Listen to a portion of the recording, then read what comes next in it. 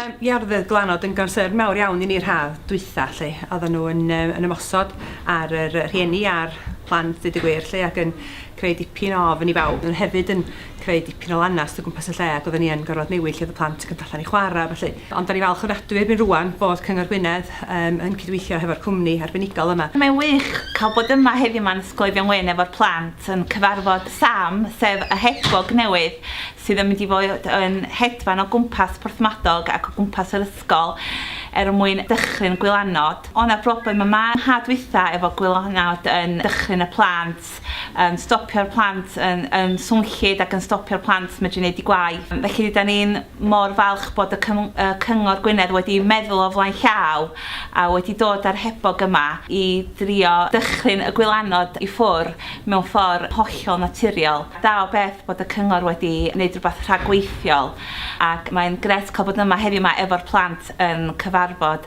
yr aderyn a nwtha hefyd yn dysgu mwy am adar ysglyfaethus ac am dan byd natur. Oedden ni yn cael ffair haf blwyddyn dwytha ac oedden nhw gyd yma. Pryd oedden ni fel yn mynd rownd a pethau oedden nhw gyd yna jyst yn rhedeg ar ôl ni ac yn ymosod ni.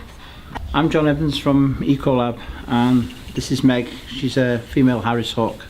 She's about 7 years old now and we've brought her here today to chase the seagulls off the building. The plan is to do several visits a week which will stop the seagulls nesting on the roof. If you hit them now early on in the season they'll go off nest somewhere else.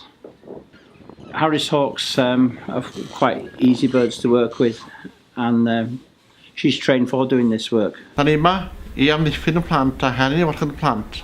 Ac wrth wneud y system yma, da ni'n helpu natur a defnyddio natur I warchod disgyblion Ysgol EIfion Wyn.